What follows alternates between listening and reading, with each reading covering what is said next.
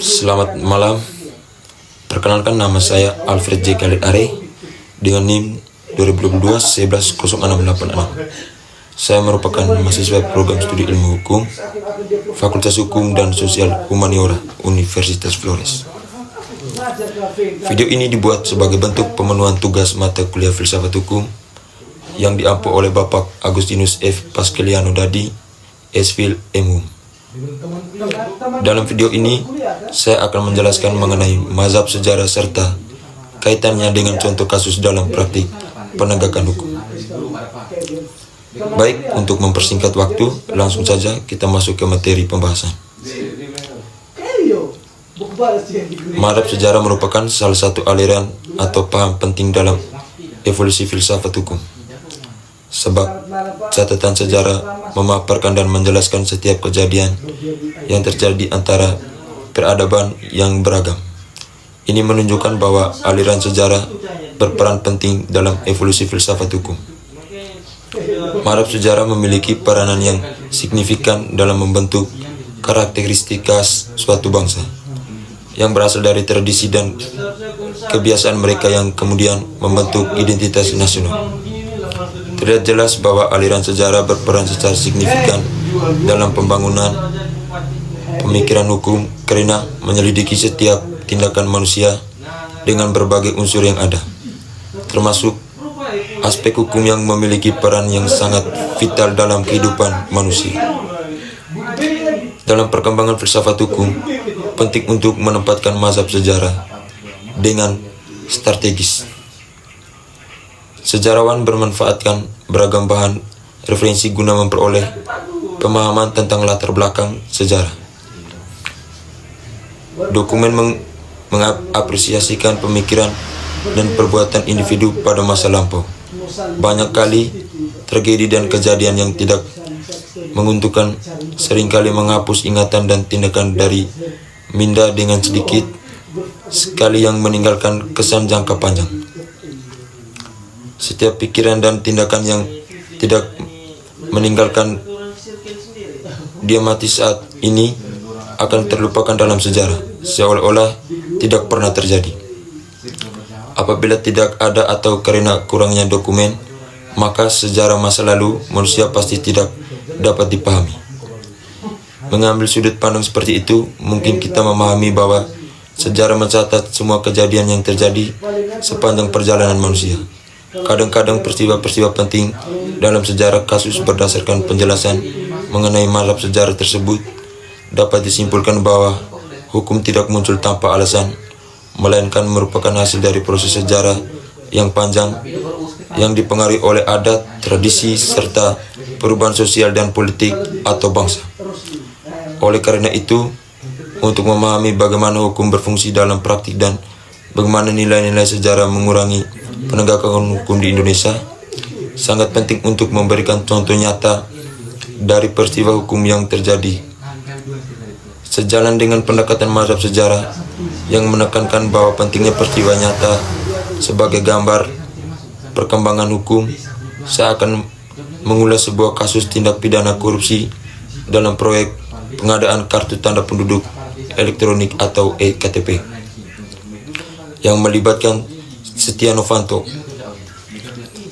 Kasus ini akan dijelaskan secara terstruktur dalam menggunakan pendekatan 5W1H, sehingga kronologi aktor yang terlibat secara fakta hukum yang dapat dimengerti dengan baik dan menyeluruh.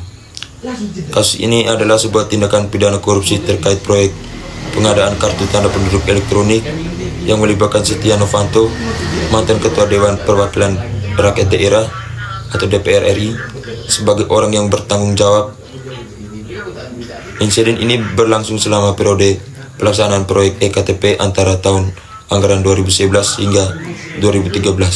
Sementara proses hukum dimulai sejak penetapan tersangka pada tanggal 17 Juli 2017 sampai keputusan pengadilan dan pelaksanaan hukum penjara. Kejadian ini berlangsung di Indonesia, terutama dalam lingkup Kementerian Dalam Negeri dan DPR RI, serta ditangani secara oleh Komisi Pemberantasan Korupsi atau KPK dan Pengadilan Tindakan Pidana Korupsi di Pengadilan Jakarta Pusat.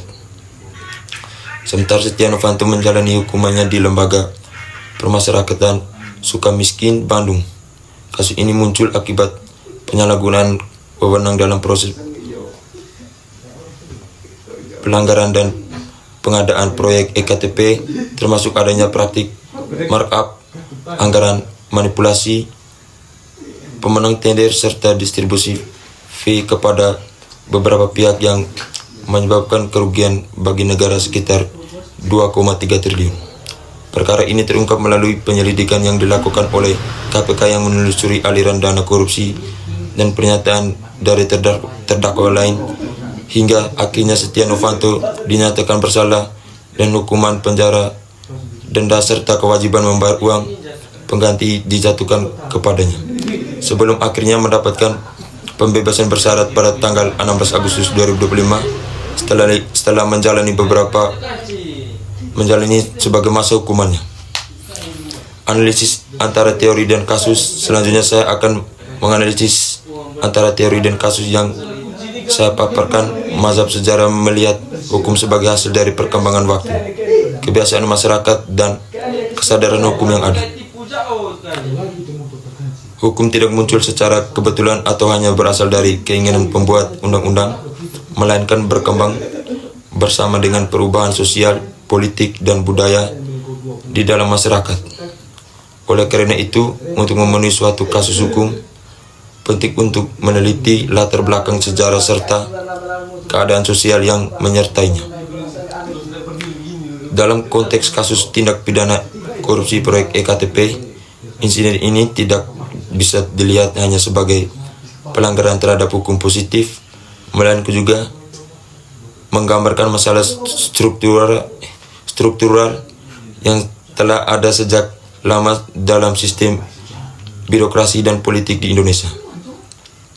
Tindakan penyalahgunaan kekuasaan, kolusi, dan praktik korupsi yang terjadi dalam proyek EKTP memperlihatkan adanya pola budaya korupsi yang telah lama terjadi sepanjang sejarah pemerintah.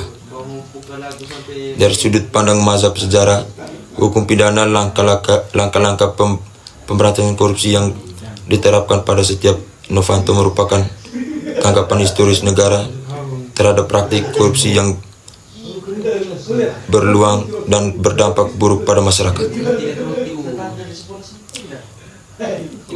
Pembentukan serta penguatan lembaga seperti Komisi Pemberantasan Korupsi atau KPK juga merupakan hasil dari pengalaman sejarah bangsa Indonesia yang sadar bahwa penegakan hukum yang biasa tidak cukup efektif dalam mengatasi masalah korupsi.